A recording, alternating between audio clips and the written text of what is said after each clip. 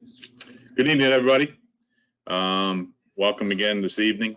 A couple of topics we're going to talk about. We got a COVID topic to talk about. Tommy Abbott's going to talk about the crease, play around the crease again. And then Jody Teicher's going to run us through a kind of a standardized pregame. So we're all kind of on the same page. So if you use Jody's pregame, it'll put us all on the same page. Everybody can add and delete from it, but it'd be nice to have one to start with. So getting right with it. I'm going to go ahead and go through that. So we had a question on the forum. I just want to follow up on that so everybody understands where we are with this. But it's been decided that some people have been doing lineups, some people haven't been doing pregame lineups. We don't want to do pregame lineups at this point.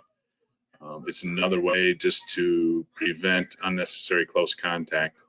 And really, there's no big benefit of the pregame lineup. So after the coin toss, just make sure that, the goalies know what goal they're going into and get them out there. All right. I'm going to turn it over now to Tommy. Tommy's going to talk about the crease play. Go ahead, Tommy. Thanks, Tommy. Here we are again on another conversation that we've had before, but hopefully tonight we'll clean up a number of questions and concerns that we've had that have come both to me and to the Rules Committee over the past week or so. And most of them are regarding excessive hits from defenders around the crease. So first of all, I want to thank Willie Scroggs for doing some legwork today. He was on the phone all day long, getting the consensus from the rest of the members of the Rules Committee. So tonight, my comments are going to mirror and reflect the concerns of the committee members. So it comes from all the guys that are on that group. I know we've discussed this before, but it's important that we get this call right. We know it's not an easy play to do. We know it's not an easy play to officiate, no matter what the rules are. We've said that before. And as you know, we're all aware that the Rules Committee has taken steps over the last couple of years to clarify the goal mouth, get it marked on the field, protect the goalkeeper within the position that he plays. The rules were rewritten, the penalties were redone. Rule 4-21, especially 421D, is highlighted and in the rule book now to show the importance of these changes. I'm going to just quote one section of it on page 47. An offensive player in possession of the ball and outside the crease area dives, jumps, or runs, and the momentum of the play carries the offensive player into the goal mouth.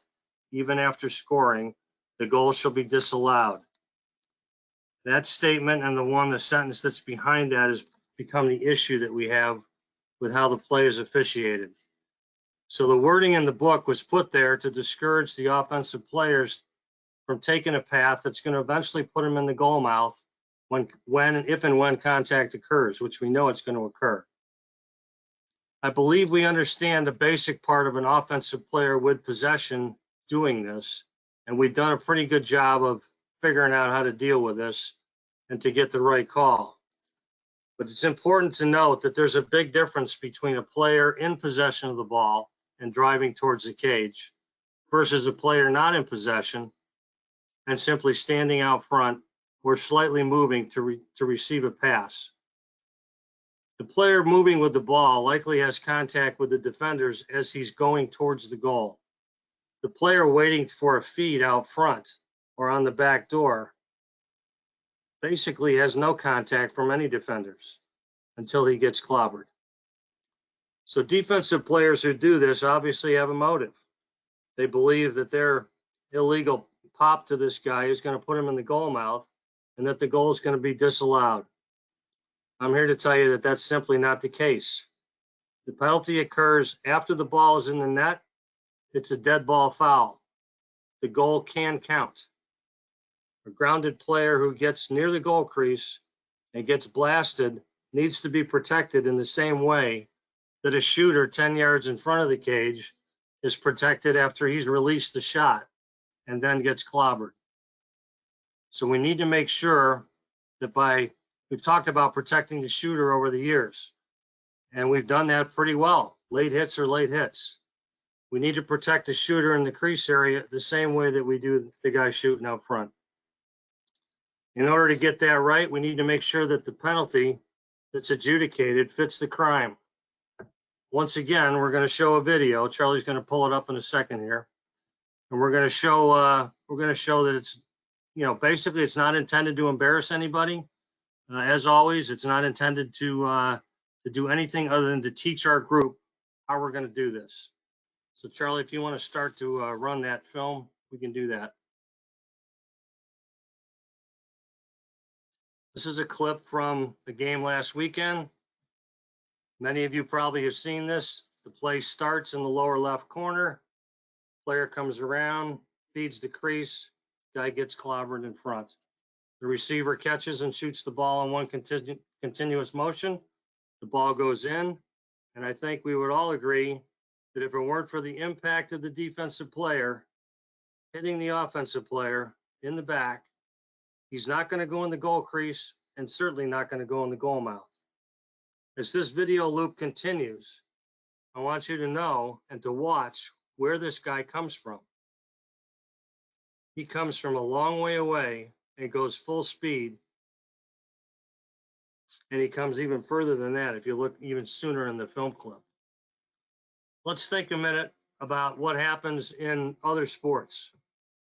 In basketball, if this were a layup, which is what we really saw, it's a layup, how would it be called? Defensive player. In basketball, you get common fouls or flagrant fouls, F1 and F2. And F2 fouls an automatic ejection. I'm not saying that lacrosse is basketball because we have more contact, but what I am saying is this is a flagrant foul of some sort. The penalty's got to fit the crime. In this case, this video you just saw, rule it as a dead ball foul. The ball's in the cage before the guy gets hit. Count the goal, penalize the defender at least 2 minutes, make it non-releasable, give the ball back to the offense at midfield. That ruling eliminates the motive for this guy doing that. The penalty now fits what he did. If for some reason you have a game where this play happens a little bit later, a little bit sooner rather, so now you don't know if it's really during live ball, or maybe the offensive guy was moving a little bit, or he tried to dodge, and you decide to make it not a dead ball foul, but a live ball foul. Or let's say the defender hits everybody and the goalie makes the save. Whatever that play is, you decided to make it a live ball. The goal cannot count in that case, but the penalty needs to be adjudicated higher. The only way they're going to stop doing this is to make sure that that happens. We need to penalize to fit the crime. Lastly, I want to talk a little bit about what happened on this play and how the crew can be better. We need to know that we're working together. Three of us, third team on the field is the real deal. You have to make sure that the three of you are on the same page. We all know our responsibilities: lead, single, trail. Trail officials' responsibility is late hits and crease area. It's the best view in this case. It's almost the same as what the coaches have. So you're looking at the same play that the coaches are. Make sure you get a flag in the air. Once you put a flag in the air, the trail official now becomes a person who's involved in the conversation, involved on what happens to get the penalties correct when they're relayed to the table. It's important for us to get this right. Lead and single can't do it all themselves. They got bodies lying in the crease. There's shrapnel everywhere. The bottom line here is we need to do a better job adjudicating these penalties, these bad hits. If it happens anywhere else in the field, it's going to be a big time foul. We need to call it the same way in the crease. We need to protect the goalkeepers and make sure that we get through this season without any major hits like this. It'll be hard the next week or two. We've had escalation of this in the last couple of weeks that have been tough. They think they can do this and get away with it. Don't let them do it. You need to have the gumption and the stamina to do this. You got to step up and make the calls. I will back you 100%. And after my conversations with the Rules Committee members today, they will also. And with that, I'm going to turn it over to Jody, and back to Charlie to do Jody's presentation.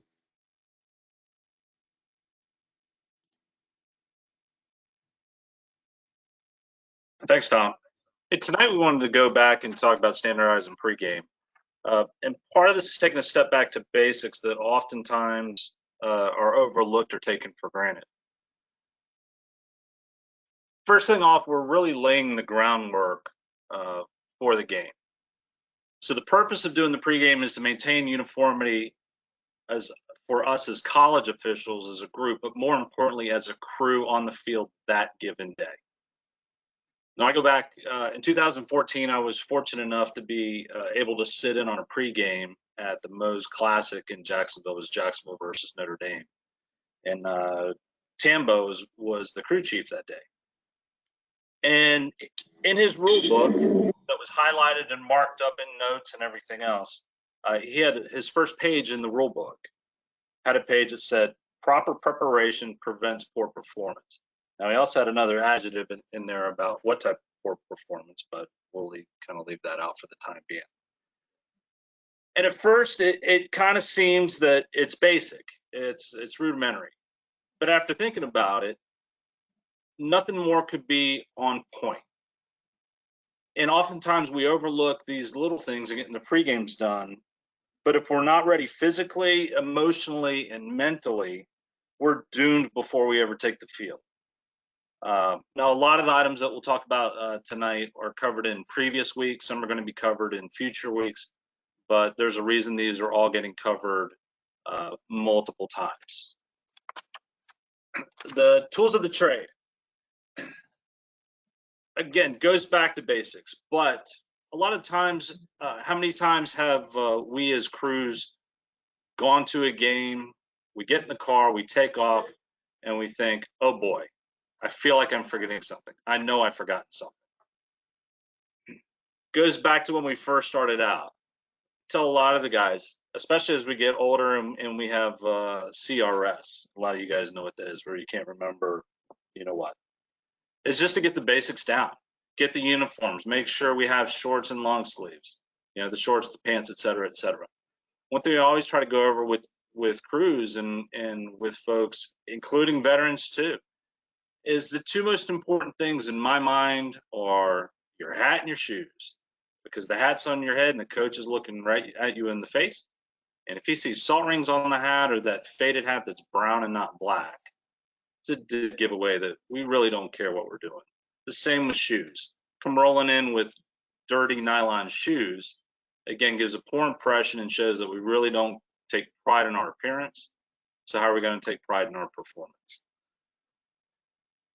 Equipment items, there's nothing worse than showing up on the field without having your stuff together. Again, I encourage checklists, etc. The last item on that list, the type game card. So it's available on the NILOA website. There's a copy of it here in the slide. Fill it out, type it out. The old days of handwriting in pencil in the parking lot, again, it's a poor showing and a poor representation. Charlie, if you can fly to the next one. So that's a copy of the cards that are editable PDFs. For those that haven't seen it, they're on the NILOA website. Encourage, fill them out. A lot of the times you'll see the home team, the visiting coach will want them, as well as one for the table, so they can get box scores right, et cetera, et cetera. But again, type those out, don't handwrite. Crew communication. So as we get into the topics, the whole point of the communication on a high level and in details is not for teaching at the time. It's just for reminding. We all need that kind of kick in the pants. Part of the discussion now varies from what we would do in a normal season because of COVID, where we're meeting 2 hours before Division I, 90 minutes before other games, et cetera, et cetera. So as been pointed out numerous times, it's imperative the referee stays in contact with the home school at least 48 hours in advance, if not a week prior to. Most of us in the various areas of the country, we know what schools we're dealing with. We have an idea as to what some of their protocols are. We always have to be prepared for changes in how it goes. The big items on there, again, are locker room availability and parking. we may not get locker rooms. We may get locker rooms that we really don't want to utilize because of size, etc. Hans Wittelsberger is one of the first proponents of doing this, is using Zoom or Teams in lieu of pre-games. So that way we're on site less.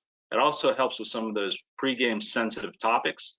If we're forced to have a pre-game in a parking lot, inevitably there's going to be parents, spectators, etc. around. So if we want to have discussions about team tendencies, issues with the facility from prior games, it's best to do that on a Zoom call or a Teams call offline, so we don't have to worry about eavesdropping, etc., creating a scene. Again, coordinate parking to stay away from the parents and spectators, etc. Using game-specific templates. Bruce Crawford was the first one that ever showed me one. I know Hans and numerous other folks use them. I'm a big proponent of those. Again, it helps get some interaction with the team, and there's one coming up in a minute. Leaving work and personal issues in the car.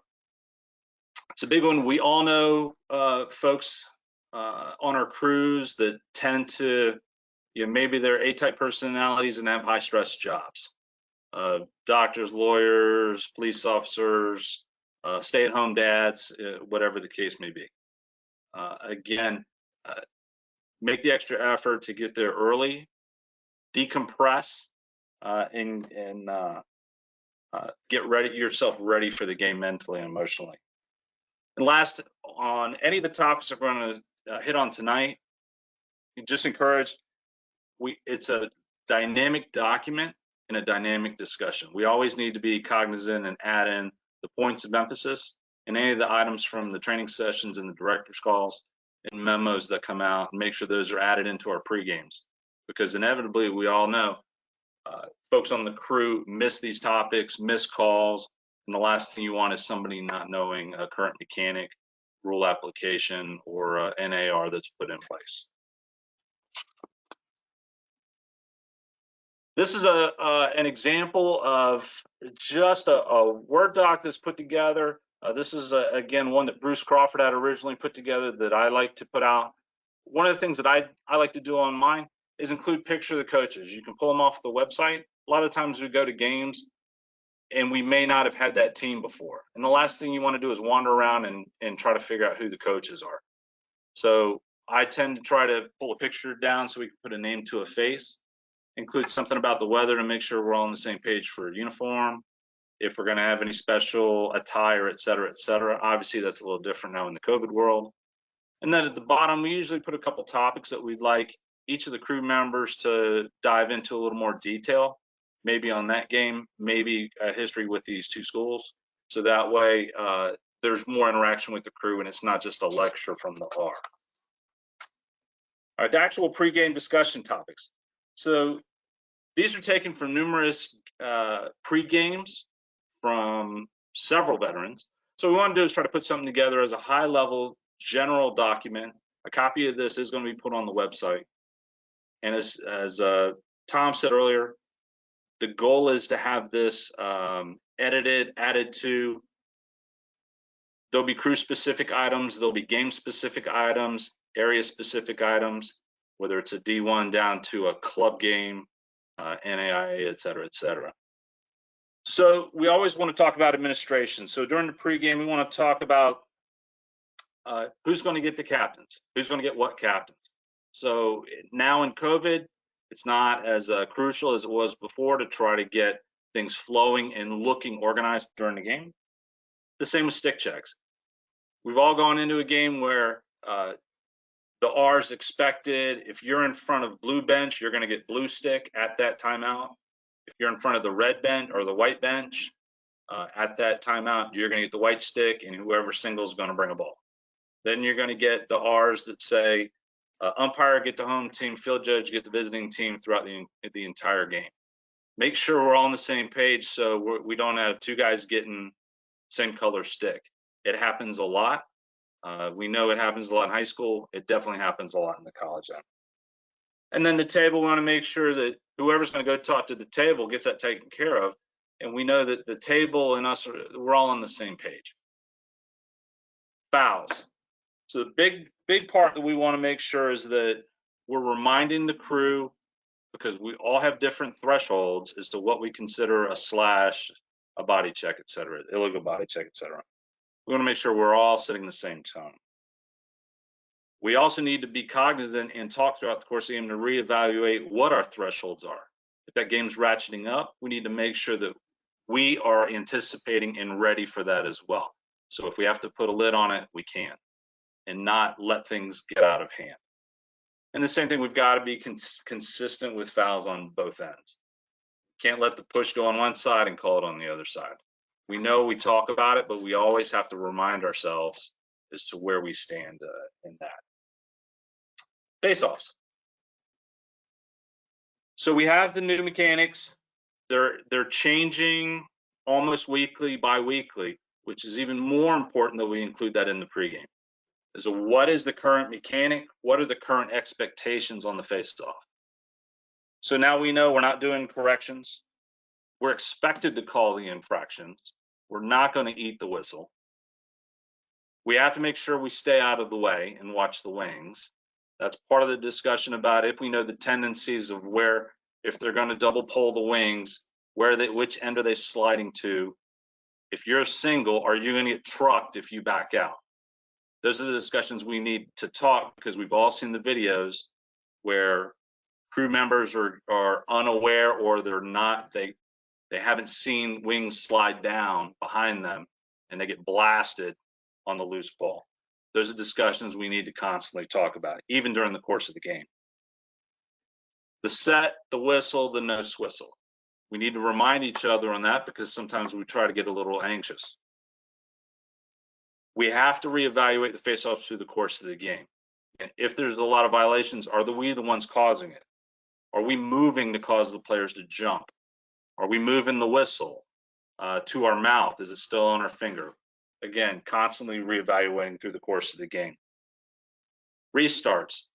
We even see a lot on television where there's a face-off violation and single takes off to go cover a goal. Single doesn't have a goal. Single takes the restart, the lead and trail holds the boxes. We have to reiterate that to make sure that we don't have one team pulling out of a box to get an unfair advantage on substitution. And then again, confirm the violation counts with the crew and the benches. Make sure we have the correct counts. Make sure we're relaying that information to both teams, and be prepared to explain what those violations were, what the last violation was. Restarts, we know quick, not hurried. We're not doing running restarts on and out of bounds.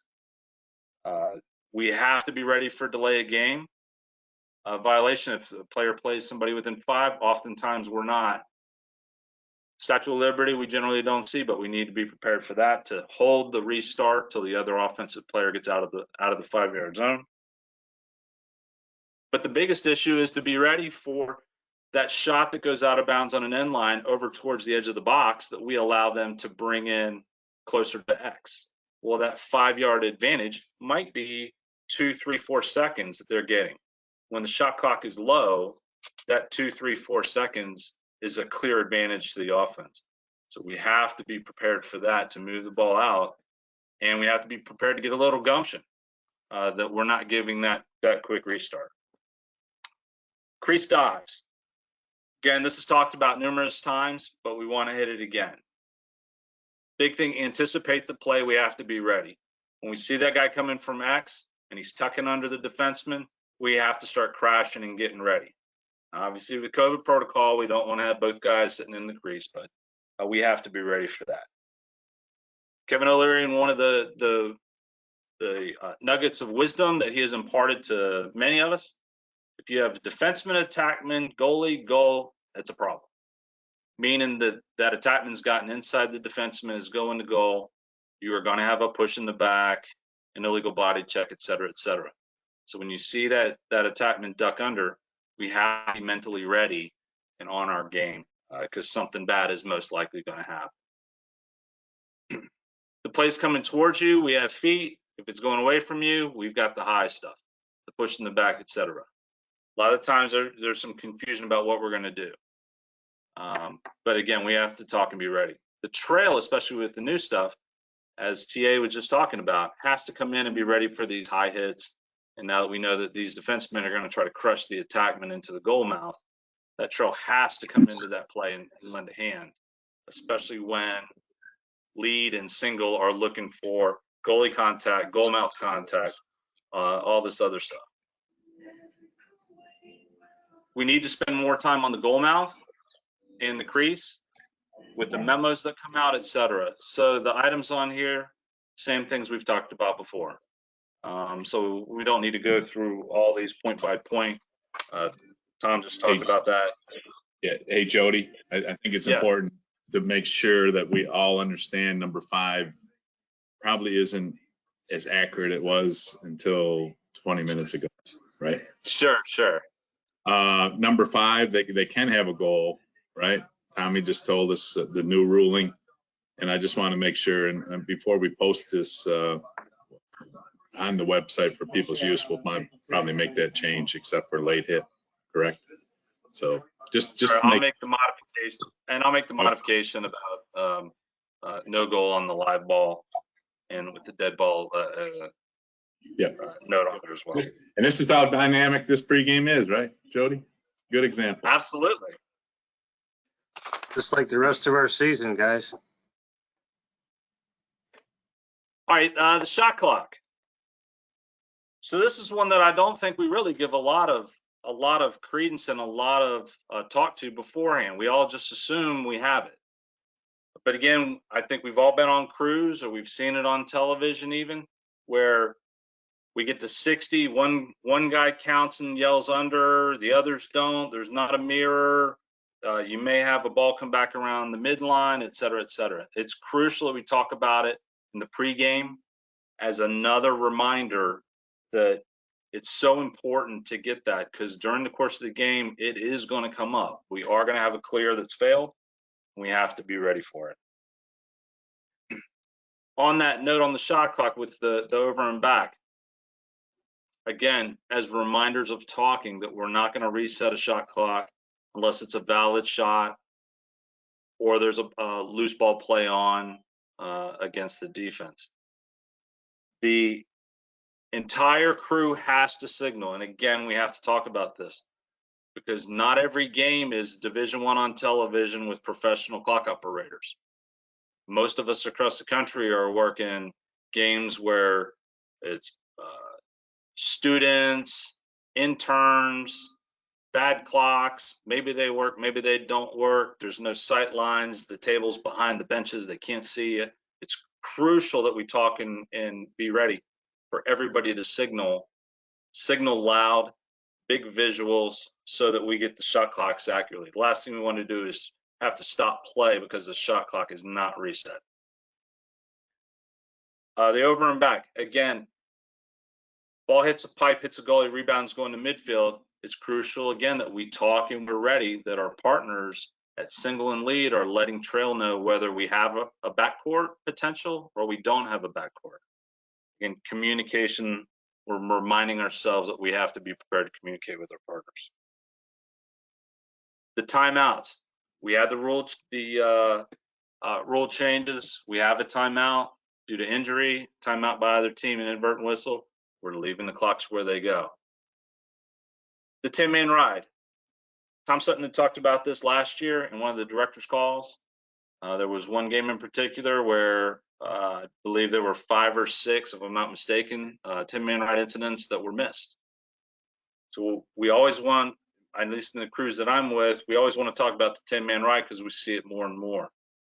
So it's prepared. We talk about it and we're prepared. When that lead sees the goalie come out and play an attackman, he has to be ready to start counting because he's the first one to see it. Single and trail are most likely coming up with the clear. Trail, if he notices, has to be ready for 7 guys on his side of the field on the ride. The 3 attackmen, the 3 midfielders, and the pole coming over. Because your issue is most likely going to be on the far side of the field. So we want to be ready for that. Because it's always good if you can catch it, and it looks terrible if we miss it. The high hits. So we know on a lot of the high hits, we're probably going to have multiple flags. We hope we have multiple flags. Again, we see it all the time, but we need to make sure that we as a crew have the communication and we're talking about this beforehand and we're ready for it. That we're coming together, we're making sure that the penalty fits the crime. We're not screaming across the field as single that it's a 1 minute high hit when in reality it should be multi-minute, possible ejections, et cetera, et cetera. We also don't want to scream across the field that blue 22 is ejected when it probably shouldn't be. And we all know guys on the crews that go 0 to 60 real quick. And again, it's part of the pregame we have to discuss with the crew to make sure we're all on the same page and we have those same thresholds. The penalty time. Oftentimes we swallow the whistle or we don't want to go high on something. We want to give the push when we should give the trip. We give the 1 minute when we should give the 2 or 3 minute. So again, we need to talk and make sure we're all on the same page with those thresholds, and we're getting paid to do a job, and we're ready to do that job, and we have the stones to do it, as a TA said a little while ago. The team tendencies and side issues. Every game we should be talking about this, and as Sutton said a couple weeks ago, we don't want to do this to prejudice the crew, but we have to do it to be ready for tendencies and plays that a team will bring to us, so we're ready for it. The Fogos are the Fogos, which we all know they typically use one guy, maybe a backup a little bit. Are they pushing? Are they pulling? Is he popping sideways? What do the wing players do? Are they double pulling wings? How are we going? We have all seen teams where the Fogo can squat 500 pounds and he flops at anytime somebody breathes on him. Are they going into a death spiral where they're going to try to pivot and rotate out and they're withholding the ball? Do the attackmen dive? So that way we're even more prepared to deal with that. Are there issues with the substitution boxes? Not necessarily that we're looking to call that, but again, if you're on a lower level game where the table is behind and can't see us, maybe we need to be more aware that substitution box is going to cause a problem. Clock locations. Do we have line of sight? Do the clocks, a lot of the MCLA have the wireless clocks. They all got the same ones a couple years ago that have limitations on distances. They're going to crap out during the game. We have to be aware of that and ready to deal with it. And are there any troublemakers on the field? Again, not that we're going to prejudice and look for it, but if 11 from school X has gotten a lot of high hits or cross checks, etc., we just need to be ready for it. And if he brings it in that game, we're ready to deal with it. We're not going to look for it, but we're going to be ready to deal with it. And last one, the most important, is to stay focused during dead ball. That's brought up 3 or 4 times in the course of these weekly discussions, but it's so crucial. It's not time to take our foot off the gas, but that's our time to discuss any issues, be prepared for the next round of what's coming at us. And especially with the teams crossing. We've all seen this. This isn't all Division I where everybody is disciplined, and even those games, things can get a little cross. You know, a lot of us have seen where teams cross on a club game and there go punches. So we all have a tendency to bury our head in the scorecard at that point and record. So we need to make sure, again, that we're talking, we're communicating, we're ready. And last thing on there, do the right thing. That was one of Rizzo's things that he used to pound into us. If we see a mistake, if we make a mistake, correct it. The last chance. So we've done everything. We've done the pregame. We've talked through topics. We've taken the weekly items that have come up. We've added them in. We've talked tendencies. We're ready to go. We're going to the field. This is where we need to take a couple minutes and make sure we can stretch. Make sure we can get our last focus mentally. We're not doing yoga or Tai Chi or anything, but we need to get in that right frame of mind. And the last tidbits, remember, once we're on site, from the time we drive into that facility till we leave that facility, we're being looked at. They know, coaches know when we hit that facility, when we hit the parking lot, even if we don't go to a locker room. We can't roll in at the last minute. We can't be joking around. We have to be ready. Some of these notes on here are items that have come from a lot of the veterans. Watch the joking around. We want to be loose, but don't be a clown. We don't want to really be uptight and show it, but we can't have a cavalier attitude.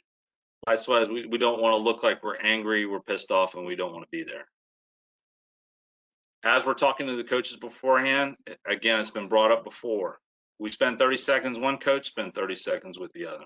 They are watching, they are timing, and it does put an impression, a poor impression, to that opposing coach. The clock personnel, we talked on it earlier, but again, we have to loop back and assume that the clock personnel are not veterans.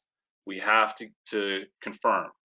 They will inevitably tell us they're ready, that they've done this before, but we have to get to make sure they're on spot. Nothing can wreck a game more than a poor clock, game clock, or a shot clock. And then the last 30 minutes after you certify coaches, that's we always take for granted. You're going to have cones, you're going to have balls set out. We've got to make sure that we've got horns on the game clocks and shot clocks. I think we've all seen that a lot, but use those last 20, 30 minutes to make sure that our field prep is complete. And then with our COVID protocols and the distancing before the face-off, where we can stand, where we can't stand, we know that changes school by school and whatnot. Last thing in closing, there's a thing that Dave Simon had said years ago in one of the sit-downs. And it was a joke about that we'll make it a decision every 3 seconds, whether there's a penalty, player counts, et cetera, et cetera. You take that times 20 decisions in a minute, times 60 minutes a game, times 3 officials, roughly 3,600 decisions in a game. It only takes 1 or 2 for us to screw them up. We want to make sure if we screw them up, it's not because we weren't prepared. Proper planning prevents poor performance. And lastly, again, stay on top of the memos. Make sure those are incorporated. Don't assume because you're not the R that the R has them. Make sure to bring them to every game and that we're prepared as best we can so we can put the best product on the field. Tom, back to you. All right, thanks, Jody. Charlie, can you slide back up to the shot clock quickly, if you would? Just want to check something out real quick.